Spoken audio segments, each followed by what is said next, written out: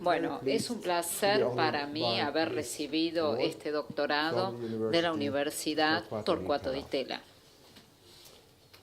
A través de mi interacción con colegas, amigos y alumnos, tengo un apego de larga data con las ciencias sociales argentinas. Muy bien, es un placer para mí mirar hacia atrás a mi colaboración con Carlos Nino, cuya muerte prematura fue un gran golpe para vuestro país y la comunidad académica.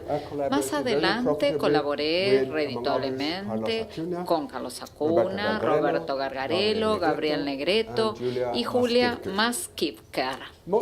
Más recientemente, el decano Spector y yo hicimos trabajo de investigación conjunto en buscar los orígenes de algunas ideas que están de moda hoy en día en la teoría social de hoy y que ya existía en Francia del siglo XIX, en el XX en Italia. A pesar de que no visité a la Argentina durante más de 20 años con propósitos académicos, yo sé que no van a pasar otros 20 años antes de que vuelva a visitarla. Ahora voy a hablar o voy a pronunciar mi discurso de aceptación. Lamento que no puedo improvisar la respuesta a estas presentaciones maravillosas, pero he preparado un texto y voy a leer el texto. No voy a improvisar. Pero quiero decirles a los tres muchísimas gracias por su amable e informativo discurso, lo que dijeron sobre mí. Bueno, el tema de mi charla es la crisis de las ciencias sociales. Y yo creo que las ciencias sociales están en un estado de crisis profundo. La palabra que voy a utilizar para describir la naturaleza de esta crisis es el oscurantismo. También voy a distinguir entre el oscurantismo duro y blando. El segundo probablemente es el más familiar. Y uno quizás pueda distinguir 5 ramas principales del oscurantismo blando: el marxismo, el psicoanálisis, el funcionalismo, las diferentes formas de teoría francesa y más recientemente las teorías subalternas y postcoloniales que surgen del subcontinente indio. Tienen en común la falta de respeto de estándares de argumento y evidencia. No tienen nada en común con lo que se piensa tradicionalmente que es la ciencia. En muchos países, estos paradigmas dominan gran parte de la antropología, la psicología, la sociología y la ciencia política. Muchos académicos van a aceptar esta descripción de un estado lastimero de los asuntos. Sin embargo, van a agregar que la disciplina de la economía provee una instancia sobresaliente a este enfoque científico. Yo voy a refutar esta aseveración. En mi opinión, la economía y las derivaciones en la ciencia política ofrecen muchos ejemplos de lo que podemos llamar oscurantismo duro, mientras que los argumentos son contundentes debido a la forma matemática. Su relevancia para entender los fenómenos sociales está cercano a ser nulo. Hace 40 años, mi compatriota Ragnar Frisch, uno de los primeros ganadores del Premio Nobel en Economía, dijo que la econometría puede tener relevancia en las realidades concretas si no genera o se degenera en algo que no vale la pena llamar econometría, sino que tiene que llamarse juegometría.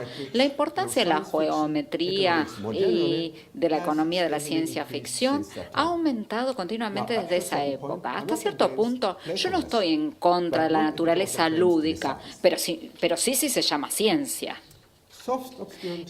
Los oscurantistas blandos tienden a criticar a los oscurantistas duros y viceversa. Yo critico a ambos. Entonces cada uno va a decir que yo pertenezco al otro bando. Y cada bando me va a considerar un aliado en su lucha contra el otro. Ninguna de las situaciones es agradable. Afortunadamente, yo no estoy solo en esta gesta. Una serie de eruditos también han tomado tiempo de su trabajo para criticar y denunciar al oscurantismo en detalles. Oración por oración, ecuación por ecuación. Bram Berrier y muchos otros como David Friedman, Elizabeth Loftus y Alan Sokal. Entonces, en esta charla voy a tratar de hacer tres cosas. Primero, quiero documentar e ilustrar la difusión del oscurantismo en las ciencias sociales. Esto nos va a llevar la mayor parte de la charla. Huelga aclarar que en una hora o menos no puedo ir profundamente en las teorías que voy a discutir y denunciar. Sin embargo, creo que con una excepción, a la que voy a volver, yo podría respaldar mis aseveraciones con crítica detallada y específica. Segundo, voy a especular brevemente sobre las causas del oscurantismo. Yo creo que son psicológicas, sociológicas e institucionales.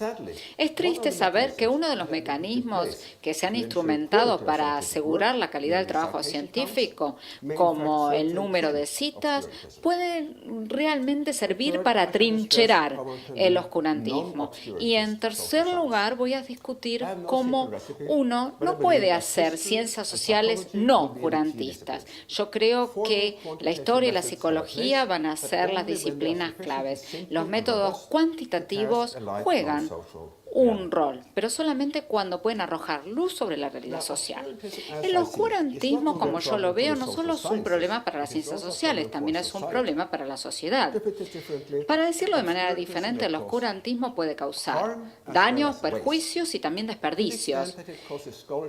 En la medida en que causa o que hace que los estudiantes dedican tiempo a otros recursos para explorar y estudiar teorías inútiles, el único efecto es el desperdicio. Pero cuando las teorías oscurantistas se utilizan como premisa para la acción, pueden causar perjuicios severos. Miren, hay 4 categorías. Vamos a ver si las pueden ver acá en la pantalla. El PowerPoint no está bien, pero miren, está más o menos bien, dice. Pero ahí están un poco movidas las letras. Marxismo tiene que estar aquí. Bueno, algo salió mal, no sé, dice el profesor. Estas son las 4 categorías. Es una tabla de 2×2, ¿ven? Perjuicios, desperdicios. No puedo ilustrar todo esto. Voy a tener que limitarme a algunos ejemplos. Y voy a comenzar con la parte inferior derecha. El trabajo principal de Lévi-Strauss sobre los sistemas de parentesco, a pesar de que eran defectuosos empíricamente, no eran oscurantistas, pero su trabajo posterior sobre el análisis del mito parece ser impenetrable. Está más cercano de la numerología o la astrología que de la ciencia. En Francia y en otros lados, sin embargo, fue muy influyente. Se aferró a la perspectiva de crear el análogo sociológico de la tabla de los elementos periódicos de Mendeleev, pero desde la cima al apogeo del estructuralismo y la teoría, que parece haber dejado sus huellas, no voy a discutir más esto. Sin embargo, el funcionalismo está bien analizado, como yo descubrí cuando volví a Francia. Mientras que el funcionalismo, como un método de análisis, nació en la sociología, en la antropología, yo creo es una actitud muy general, enraizada, creo, en nuestro deseo, nuestra necesidad de encontrar significado en este mundo. Para darles una idea del enfoque, puedo citar la aseveración de que la función de los feudos y las vendetas es mantener el tamaño de la población en un nivel sustentable. Bueno, esto puede ser el efecto del feudalismo y la función, el término función, implica que los feudos pueden ser explicados por ese efecto. Pero esto es como decir las cosas hacia atrás, ¿no? La ciencia explica el fenómeno por sus causas y no por los efectos. Las ideas funcionalistas de Michel Foucault y Pierre Bourdieu retienen una influencia perniciosa sobre la ciencia social francesa y también más allá de Francia. De acuerdo con estos escritores, las prácticas sociales del más diverso tipo puede ser explicado por la tendencia de mantener la hegemonía de los grupos dominantes, y si algunas prácticas parecen tener un efecto diferente, este hecho se explica por la necesidad de un sistema de mantener una fachada de imparcialidad. Esta configuración mental funcionalista es identificada por el uso masivo de verbos o verboides sin sujeto, como en las aseveraciones que he puesto en cursiva de esta cita de Foucault, de Disciplina y Castigo, ¿no? De Foucault. Entonces, quizás uno debería invertir el problema y preguntarse, ¿de qué sirve el fracaso de la prisión? ¿De qué sirve el uso de los fenómenos diferentes que son criticados? El mantenimiento de la delincuencia, el aliento de la reincidencia, la transformación del delincuente ocasional y su transformación en un delincuente habitual, la organización del entorno cerrado de la delincuencia. Quizás uno debería preguntarse qué está escondido detrás del cinismo evidente de la institución penal que hace que los condenados puerguen su sentencia y continúen siendo seguidos por una serie de rótulos o marcas, un seguimiento que era de jure en una época y que ahora es de facto. El prontuario ha adoptado la forma del pasaporte del condenado y no podemos ver que aquí hay una consecuencia más que una contradicción. No podemos decir que este sistema no tiene la intención de eliminar los delitos, sino de distinguirlos, distribuirlos y utilizarlos. Entonces, ¿no sería esta una forma de manejar ilegalidades, de fijar los límites de la tolerancia, de dar rienda libre a algunos, de presionar a otros, de excluir una sección en particular, de hacer que algo sea útil, de neutralizar ciertos individuos y aprovecharnos de otros? Yo creo que en base a la disertación de los comités de disertación francesa, mi interacción con ellos, esta actitud general sigue siendo todavía difundida. El principal término del arte o el principal término utilizado es el dispositif, cualquier tipo de institución o patrón conductual. Podemos aprender de las propias palabras de Foucault cómo este dispositivo puede ser dirigido para llegar a ser un agente supraindividual. Yo entiendo por el término aparato, dispositivo o maquinaria un tipo de formación que tiene como función principal, en un momento histórico dado, la de responder a una necesidad urgente. El aparato tiene una función estratégica dominante. Por ejemplo, la asimilación de la población flotante, que se encuentra que es costosa para una economía mercantilista.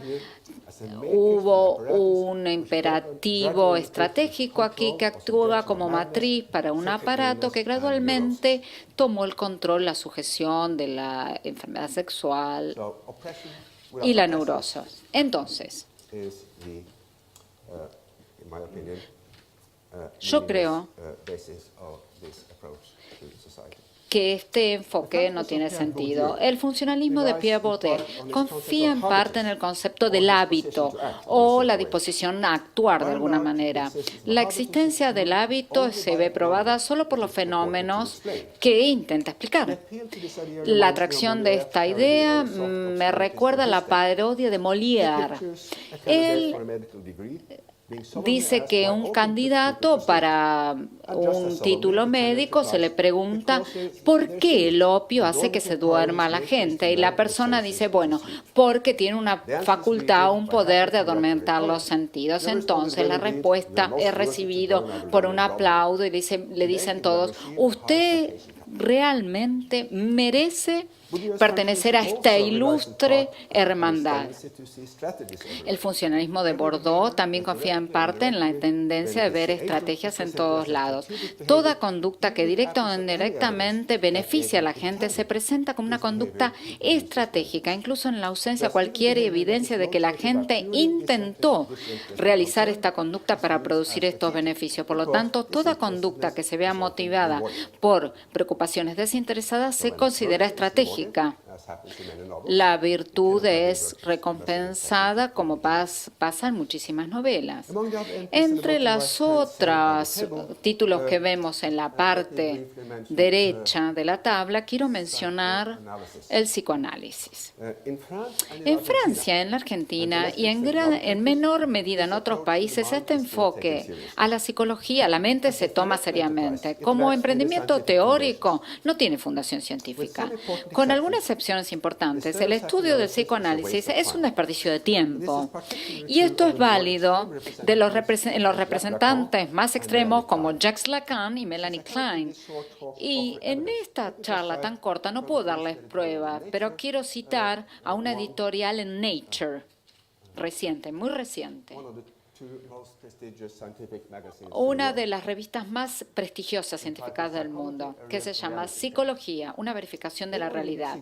Todos los que lean el trabajo original de Sigmund Freud pueden ser seducidos por la belleza de la prosa, la elegancia del argumento y la agudeza de la intuición. Pero aquellos que tienen un trasfondo científico también van a estar choqueados por el abandono con el cual elabora las teorías.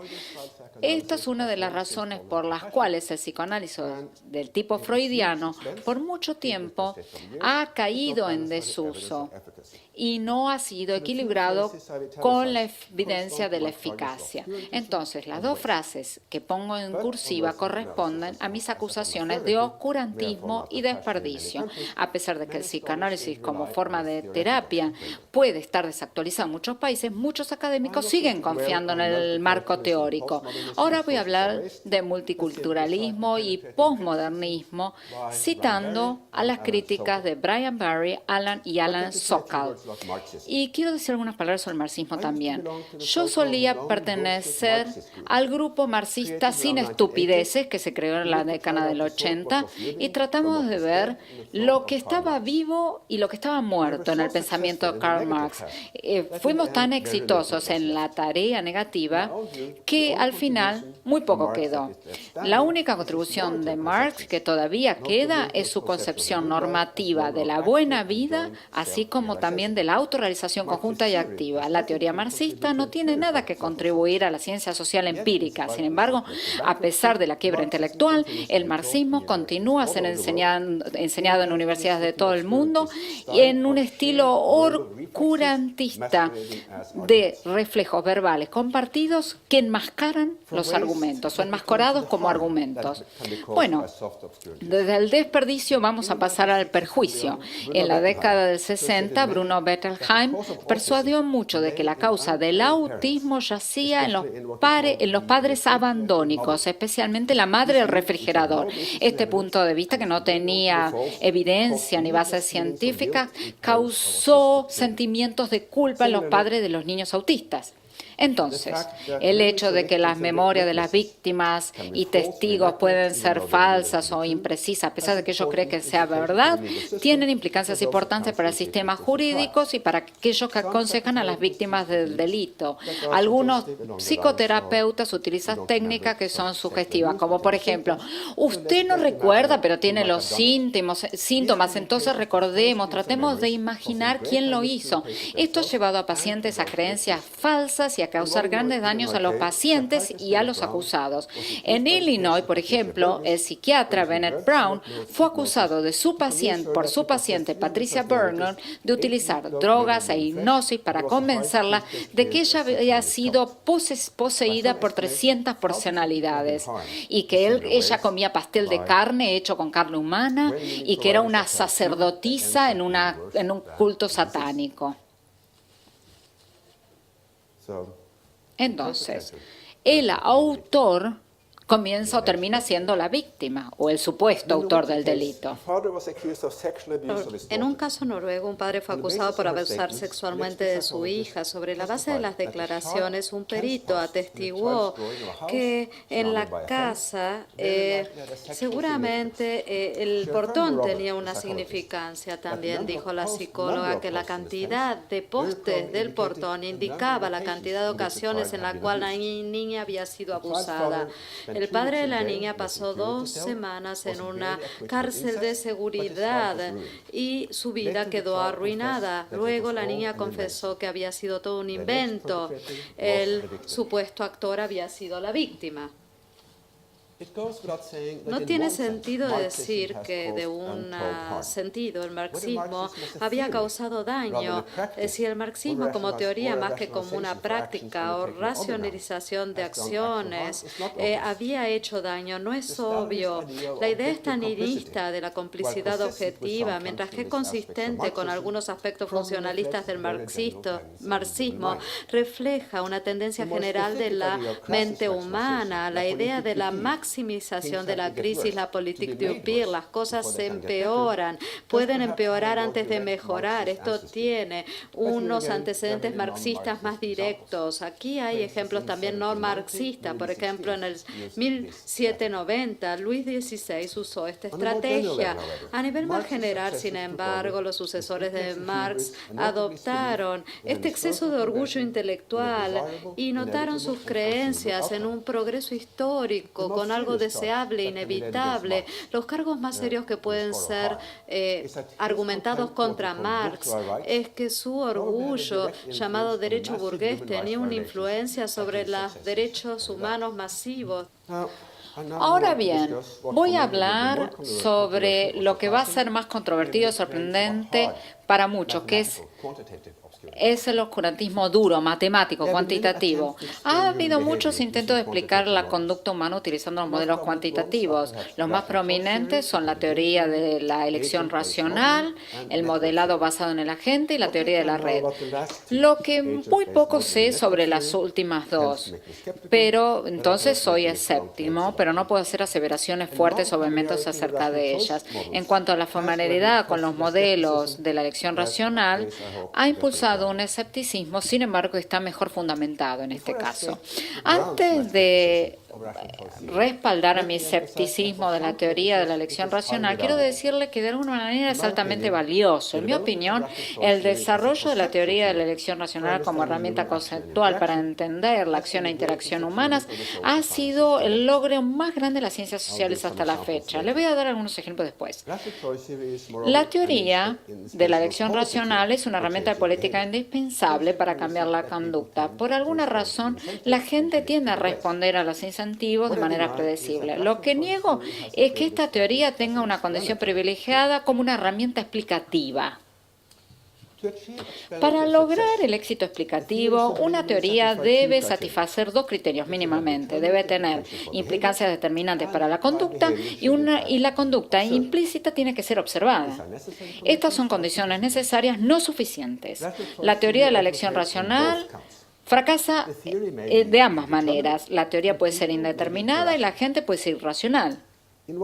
En lo que fue quizás la primera crítica sustentada, la teoría Keynes enfatizó la indeterminación debido a la presencia difundida de la incertidumbre sobre la conducta de otros o sobre el desarrollo de la economía a largo plazo.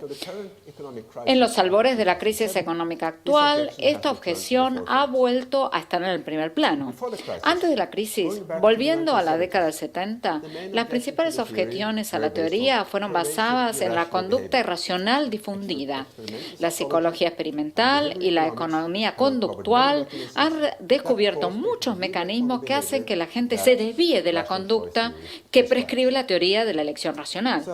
Entonces, no teniendo en cuenta algunas fuentes técnicas de indeterminación, la más básica es incómodamente sencilla. ¿Cómo uno puede imputar a los agentes sociales la capacidad de hacer cálculos que ocupan muchas páginas de apéndices matemáticos en los principales journals de la ciencia política y económica y solo pueden ser adquiridos a través de años de capacitación profesional? Bueno, cuando yo planteo esta pregunta a diferentes públicos, las principales respuestas son las siguientes. Y pongo mis réplicas al lado, ¿no? En primer lugar, la respuesta es, tenemos que aceptar la teoría si produce predicciones correctas, incluso si no entendemos cómo lo hace. La mecánica cuántica puede ser un ejemplo, ¿no? Mi réplica, las ciencias sociales producen unas pocas predicciones correctas, excepto por el impacto a corto plazo de los cambios pequeños en variables económicas. Es decir, si uno sube, digamos, la alícuota un 1%, uno puede decir algo sobre el impacto sobre la oferta de la mano de obra a corto plazo. Esto es útil, ¿no?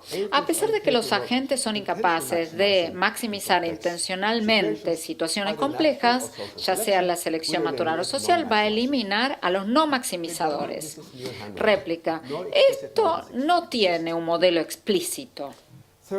Tercero, los errores individuales van a neutralizarse en el conjunto. Réplica, no hay razón para pensar que los errores se distribuyen simétricamente en torno a la respuesta correcta. Cuarto,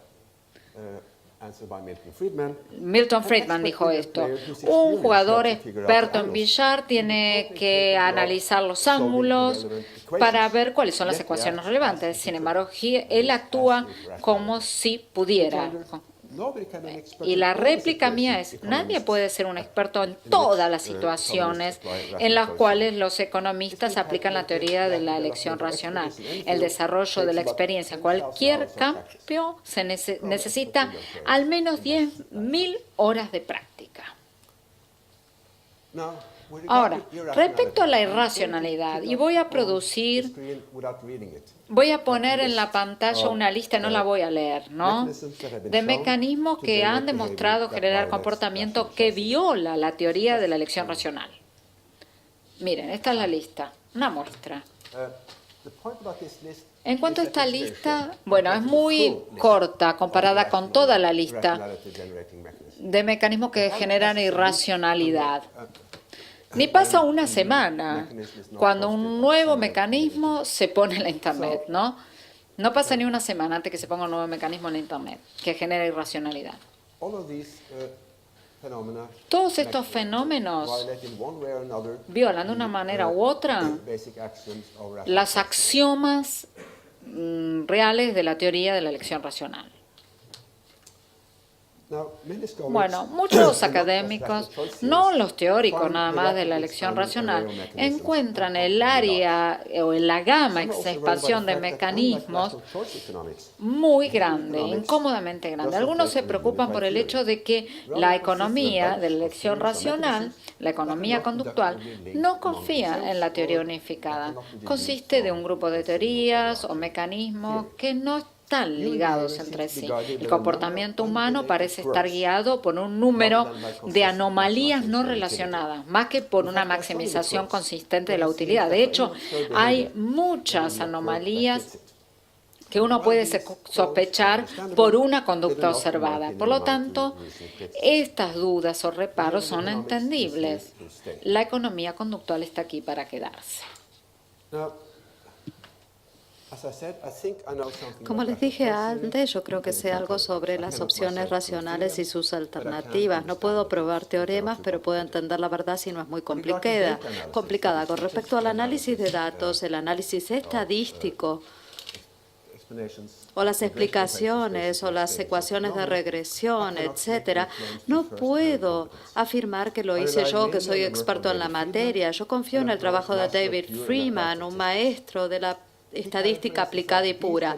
Él hace un análisis detallado de 6 artículos publicados en journals académicos, 4 del American Political Science Review, 1 del Quarterly Journal of Economics y 1 del American Sociological Review. Uno de estos se llamaba el mejor artículo del año por el journal en donde apareció. Sin embargo, la cantidad de errores y confusiones que nosotros encontramos, algunas son tan elementales que si yo pudiera entenderlas sería abrumador. Freeman demostró las desventajas, falacias y tentaciones que surgen del análisis de regresión como se realiza regularmente. También observó que los científicos sociales no pueden tomar precauciones elementales para reducir el riesgo de data mining y ajuste de curvas. Podrían poner la mitad de los datos en almacenamiento frío, estimar el modelo contra la otra mitad y después poner todos los datos en almacenamiento frío. Mientras que este procedimiento es una rutina en los estudios pedagógicos o biológicos y médicos, no se recomienda en los libros de textos sociales, ni se lo requiere en los journals sociales, de ciencias sociales. Me parece que el desentender la cura existente para un sesgo. Tenemos varios tipos de sesgo. Voy a citar dos de los favoritos de Friedman. El primero se toma de un artículo que se llama Modelos estadísticos y cuero de zapato. Y él dice que una escala cruda de 4 puntos se puede utilizar porque la regresión funciona, pero es imperfecta y a veces las cosas salen mal. En segundo lugar, la regresión funciona en manos de expertos, pero no es adecuada para su uso rutinario. 3, la regresión puede funcionar, pero no lo ha hecho. La regresión no puede funcionar. 4, los libros de textos, los testimonios y las entrevistas parecen poner a la regresión en la categoría 1. La categoría 4 es pesimista. Mi visión de él está entre las categorías 2 y 3, a pesar de que no puedo encontrar buenos ejemplos. Cuando yo presenté mi objeción al análisis de datos a varias audiencias, los críticos se ubicaron en el punto 1 de esta escala. La segunda declaración que quiero citar ofrece una caricatura que, como cualquier caricatura, revela características importantes de sus objetos, de las respuestas que los modeladores han hecho a su crítica. Y las voy a leer porque en realidad es una lista maravillosa. Nosotros sabemos todo esto, nada es perfecto. La linealidad ha sido buena para una primera aproximación. La linealidad logarítmica ha sido buena. Los supuestos son razonables, no importan, son conservadoras, no podemos probarlos inadecuados, podemos cancelar los perjuicios, los sesgos, podemos modelar los sesgos. ¿Qué es lo que harían ustedes? Nosotros estamos mejor con las decisiones que sin ellas. Todos tenemos modelos mentales. Los modelos no son totalmente inútiles. Tenemos que hacer lo mejor que podamos con los datos. Tenemos que hacer suposiciones para progresar. Tenemos que dar a los modelos el beneficio de la duda. ¿En dónde está el daño? Y yo estoy seguro de que todos ustedes que hacen análisis de datos han escuchado y seguramente han realizado estas declaraciones en algún momento. Seguro. Ahora voy a volver al tema del daño.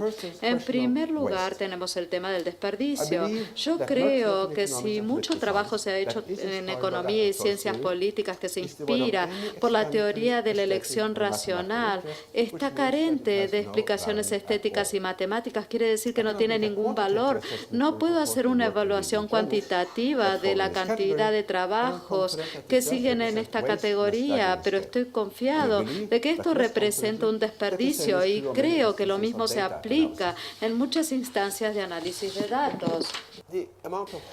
La cantidad de datos causada por el oscurantismo es más difícil de evaluar. No conozco ningún estudio detallado que discuta la importancia de la arrogancia del modelador en el colapso de 1998 de la gestión de capital a largo plazo que costó a los inversores 4.500 millones de dólares o en la actual crisis financiera.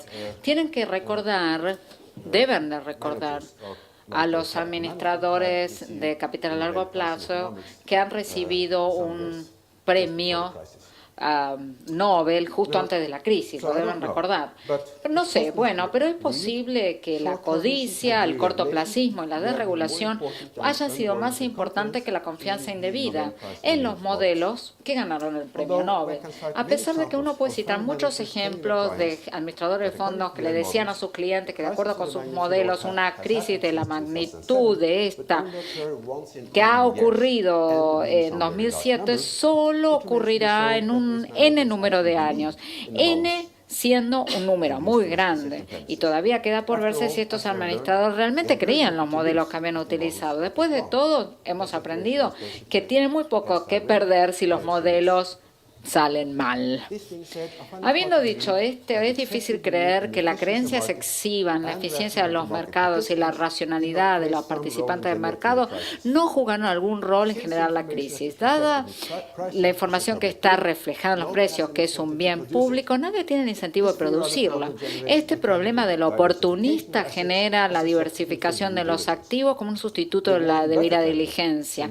El remedio de Warren Buffett, similar a la sociología del cuero del zapato que produjo David Friedman para mantener a los análisis honestos, es la inversión del cuero del zapato. Bueno, ahora volviendo al daño posible causado por el análisis de los datos, debemos considerar el impacto de la economía de estilo Chicago.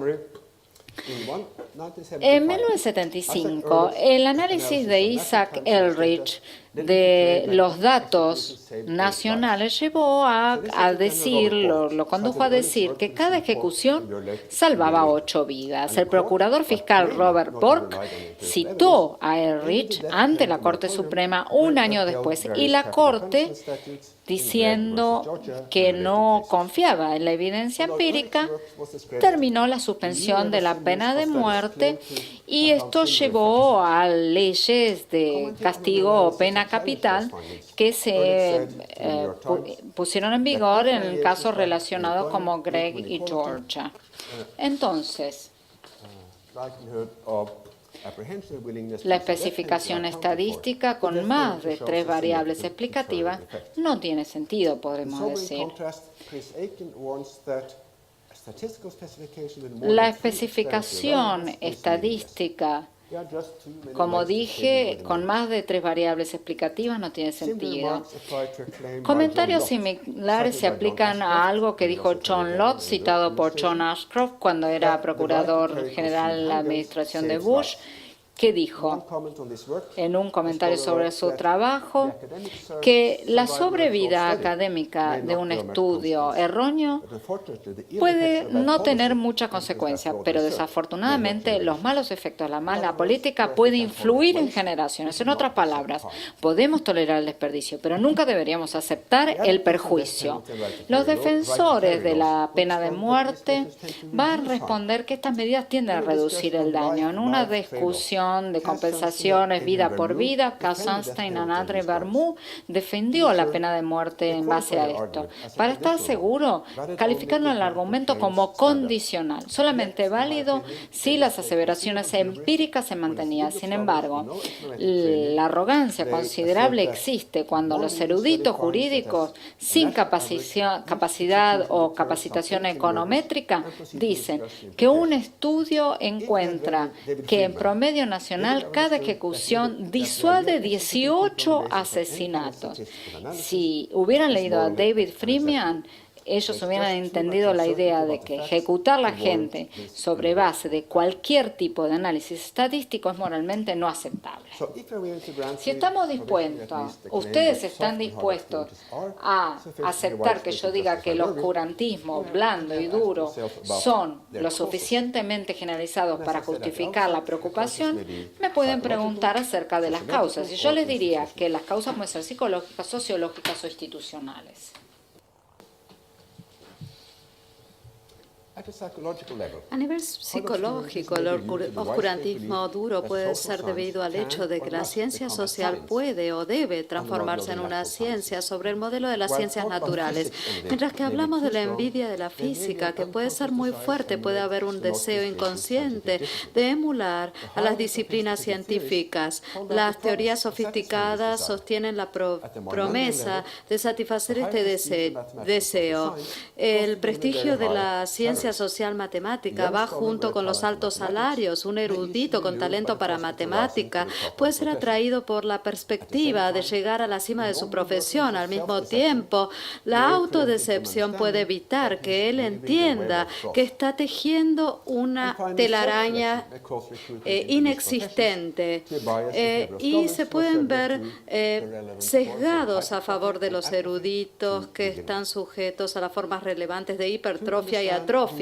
Para entender las raíces psicológicas del oscurantismo blando, sugiero ir a la fenomenología de la erudición. Cuando nosotros creemos que hemos encontrado la causa de un fenómeno, ocurre un clic mental de la satisfacción. Otras operaciones mentales detonan clics. Hay un clic de observar una similitud entre un fenómeno y otro, un clic de observar que un fenómeno tiene consecuencias que benefician a alguien o a algo, y el clic de observar que hay otros fenómenos que podrían haber sido la causa del fenómeno que estamos estudiando. Dado que todas estas observaciones satisfacen nuestra necesidad de encontrar orden, patrones y significados en el universo que detonan un clic que se confunde por lo real, con lo real, que es el clic por la explicación. Yo ofrezco esto no como una verdad irrefutable, sino como una hipótesis que puede explicar lo que las analogías, las explicaciones funcionales hacen sobre la mente. En estos atajos hacia el conocimiento, nosotros tenemos mucha atracción hacia no querer admitir la ignorancia. Como dijo Montaigne, muchos de estos abusos que se engendran, o para decirlo de otra manera, todos los abusos de este mundo son engendrados. Y nosotros se nos enseña a tener miedo a admitir la ignorancia, y porque se nos requiere que aceptemos cualquier cosa que no podemos refutar. A pesar de que estas sugerencias no tienen dimensión sociológica, la persistencia de la pseudociencia es un fenómeno colectivo que debe ser sostenido por mecanismos de interacción social. Voy a discutir dos mecanismos posibles: el vendaje de la mente y la ignorancia pluralista. La idea del vendaje de la mente tiene que ver con la práctica china del vendaje de los pies de las mujeres. A pesar de que era un terrible dolor para las mujeres, este vendaje de pies persistía porque los padres no permitían que sus hijas se casaran cuando no tenían los pies vendados. No tenían incentivos en las familias para desviarse de esta práctica. Sin embargo, esta práctica se detuvo en un momento a través de la acción colectiva exitosa, porque la gente se dio cuenta de que esta práctica no era buena para la gente. Entonces los grupos de padres se juntaron y decidieron que no iban a vendar los pies de sus hijas nunca más. Entonces, mi sugerencia es que el vendaje de la mente perpetúe el oscurantismo, porque los departamentos tienen que capacitar a sus alumnos en técnicas matemáticas complejas, si no, no van a tener trabajo, como las mujeres chinas que tenían los pies vendados para no casarse y no se podían casar. Entonces, el vendaje de mente es diferente del vendaje de pies. El vendaje de pies fue abolido, pero se percibía como perverso, y por eso desapareció. Por contraste, los departamentos de Economía y Ciencias Políticas no perciben que ellos estén en falta de equilibrio. Los eruditos a veces tienen dudas como humanos y analizan lo que los colegas están haciendo. Esto puede aliviar sus preocupaciones. Este comentario me trae a mi segundo mecanismo basado en la interacción, la ignorancia pluralista. Esta idea data de 1835, cuando Hans Christian Andersen publicó el cuento de Las nuevas ropas del emperador. Hubo una formulación teórica 5 años después, en el segundo volumen de Tocqueville, Democracia en América, cuando fue redescubierto por los psicólogos en el siglo XIX. El pluralismo surge cuando ningún miembro de la comunidad cree que cierta proposición tiene cierto valor, pero todos creen que todos los demás tienen una creencia en el valor. Y esto se obtiene cuando unos pocos miembros sostienen esta creencia, pero la mayoría creen que los demás también la sostienen. En el caso de los modelos estadísticos, la ignorancia pluralística se obtiene si cada gobierno se preocupa por la fragilidad de los procedimientos y se queda callado por la percepción de que sus colegas están convencidos de su validez. Hay varios mecanismos que pueden estar funcionando aquí. De mi experiencia, yo sé muy bien que un erudito de mi confianza puede ser socavado por el hecho de que la mayoría piense diferente. ¿Cómo puede toda esta gente ser más inteligente que yo? ¿Y cómo puedo estar tan equivocado? Entonces, podemos hablar de ostracismo y obstáculos en la carrera. Finalmente, el oscurantismo duro y blando puede ser difícil de erradicar por los desarrollos institucionales. Como dije al comienzo, la comunidad científica trata de basar sus decisiones de financiación en criterios cuantitativos, especialmente en conteo o recuento de citas, ¿no?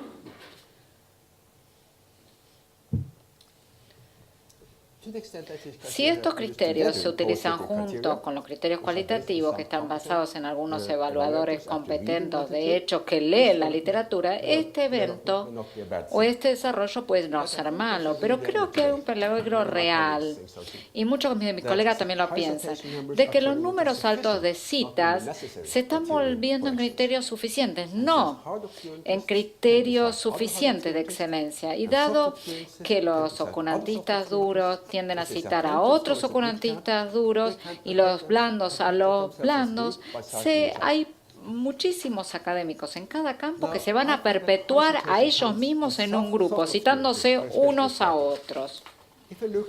Si analizamos el número de citas en Google Scholar, encontramos los siguientes números. Miren. Estos son números brutos, ¿no? Porque diferentes motores de búsqueda dan diferentes resultados. Pero el orden de magnitud es más o menos este, ¿no? Los primeros 5 son oscurantistas blandos. Foucault está 2 veces, ¿ven? Porque quiero mostrar el número, el concepto del dispositivo. Los últimos 5 no son oscurantistas, pero representan los mejores académicos en cuanto a ciencia política, sociología, economía, psicología, antropología en los últimos medio siglo. Pueden ver que incluso no los mejores académicos más serios pueden competir con un oscurantista marginal leve, blando, ¿no? Como Homi Bhabha.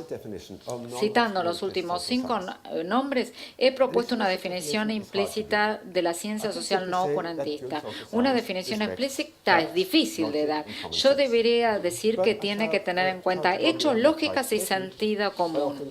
Y voy a ofrecer algunos ejemplos de mecanismos causales robustos, simples, del tipo que nosotros esperaríamos encontrar en las ciencias sociales no oscurantistas.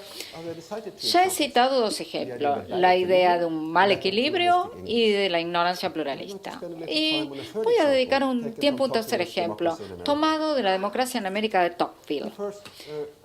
Él escribió, nuestros padres tienen una opinión especial del matrimonio, habiendo observado a los pocos, que se hicieron muy pocos matrimonios por inclinación en su época y que estos terminaron casi mal, casi todos, llegaron a la conclusión de que era muy peligroso consultar al corazón respecto al matrimonio. Entonces, el accidente tenía más que ver con la evidencia que con la elección, ¿no? La buena suerte tenía más que ver con la evidencia que con la elección. Entonces, se llega a la conclusión de que esto no está justificado. Supongamos que en una sociedad aristocrática 2 jóvenes se casan por amor, pero yendo contra la corriente se encuentran con la hostilidad de los amigos y los parientes, y esto lleva a la quiebra de su coraje y amarga su corazón. En una sociedad en la cual la práctica fue general, este efecto podría no llegar. Que un hombre se case por amor en sociedades en las cuales la práctica no es común, en palabras de Tocqueville, habría una cierta violencia y una mentalidad aventurera. Y uno puede agregar que el casamiento de 2 personas de esta disposición es menos probable que sea feliz. Para mí este argumento es un modelo de cómo nosotros pensamos en la sociedad. Otro ejemplo es un análisis del hecho de que a veces la gente quema sus naves o sus puentes. Esto parecía ser que ningún individuo tiraría un recurso que pruebe ser útil. Y dicha conducta tiene que ser irracional, causada por el miedo, por ejemplo. Thomas Schelling mostró que este puede tener sentido. Supongamos que... A ver qué pasó. Tengo un PDF que desapareció acá. Bueno, no sé qué pasó, dice. Entonces, tengo que explicarlo, lo lamento. Supongamos que hay un conflicto entre 2 países, país 1 y país 2, sobre un disputado territorio. El país 1 quiere invadir, atacar o negociar. Si el país 1 ataca, el país 2 tiene la posibilidad de luchar o retirarse. Entonces, las compensaciones son las siguientes. Si el país 1 negocia, cada país obtiene una recompensa de 3. Mayor el número, mejor. Si el país 1 ataca y el país 2 lucha, ambos países van a recibir 1. Si el país 1 ataca y el otro se retira, el país 1 obtiene 4 y el 2, 2. Entonces, el país 1 puede anticipar que si ataca, el país 2 se va a retirar y va a obtener una mejor recompensa que si lucha y, por lo tanto, el ataque es racional. Sin embargo, supongamos que el país 2 quema sus naves o sus puentes y no puede retirarte y tiene que luchar. Entonces, el resultado es que ambos países van a obtener una recompensa de 1, que es peor que una recompensa negociada. Y entonces, el país 1 va a decidir negociar en lugar de atacar racionalmente. Así mostramos cómo menos es más a veces, cómo podemos mejorar el resultado, tirando algunos resultados, quemando las naves, quemando los puentes. Esto es el modelo del análisis de la ciencia social, creo yo. Entonces, el análisis del mal equilibrio y la racionalidad de quemar los puentes confía en la teoría del juego, una de las herramientas más poderosas de las ciencias sociales. Es la herramienta perfecta para comprender la estructura conceptual del interés o interacción humana. Puede ayudarnos a entender por qué a veces no cooperamos, incluso cuando redundan en interés objetivo, y porque en otras situaciones sí cooperan. La teoría del juego es útil solamente si no imputa habilidades cognitivas excesivas a los agentes sociales. Cuando lo hace, ya no es ciencia social y se vuelve ciencia ficción u oscurantismo duro. Thomas Schelling una vez me dijo que antes de escribir su trabajo en la estrategia del conflicto, él dedicó 1 o 2 años a leer la historia militar. Yo creo que, de hecho, la historia debería ser una de las disciplinas unificantes de las ciencias sociales. Por virtud de su conocimiento, los buenos historiadores pueden dilucidar cuál es el detalle revelador y la anomalía robusta que de estímulo y también verificación de la realidad los teóricas. Hoy el estudio de la elección está dividida entre la psicología, microeconomía y la economía conductual. En el futuro creo que esto se va a fusionar en una única disciplina que confía en los experimentos de laboratorio y en los estudios de campo. Si tengo razón, mis conclusiones también tienen implicancias para la capacitación en las ciencias sociales de posgrado. Hoy los estudiantes de sociología tienen que leer Durkheim, Marx, Weber, los estudios de economía, Adam Smith y Ricardo, los estudiantes de policología, Aristóteles, Locke, Hobbes y Rousseau. Sin negar que estas lecturas pueden ser de utilidad, es un escándalo que los alumnos no deban trabajar también en historia social, historia económica, historia política. Al mismo tiempo, deben aprender cómo hacer experimentos de laboratorio y experimentos de campo para probar sus teorías. Algunos estudios podrían perseguir el abstracto, modelos matemáticos abstractos, intentos para entender las acciones e interacciones de agentes racionalmente ideales que nunca existieron, nunca existirán, pueden tener un valor estético, incluso pueden tener valor matemático. Siempre y cuando nadie intente decir que los modelos tienen un valor explicatorio, no deberían ser privilegiados en la currícula o en el sistema de recompensa como lo son hoy en día. En conclusión, debo confesar que soy escéptico sobre si mis argumentos van a tener un impacto o no. Los oscurantistas blandos no están interesados en los argumentos, solo quieren dispararse en el pie, como Alan Sokal hizo en su engaño famoso. Pero los oscurantismos, esto no va a ocurrir una vez más. El oscurantismo duro, digamos, yo creo que se forma un bastión de profesionales altamente calificados que no creen en las credenciales de nadie, sino en las propias. Y esto es más común de lo que era hace 30 años, pero yo creo que comparten a su puesto con los otros oscurantistas. Y yo creo que el oscurantismo está aquí para quedarse. No creo que vaya a dominar las ciencias sociales completamente, porque yo tengo mucha fe en la curiosidad invencible de la mente humana. Gracias.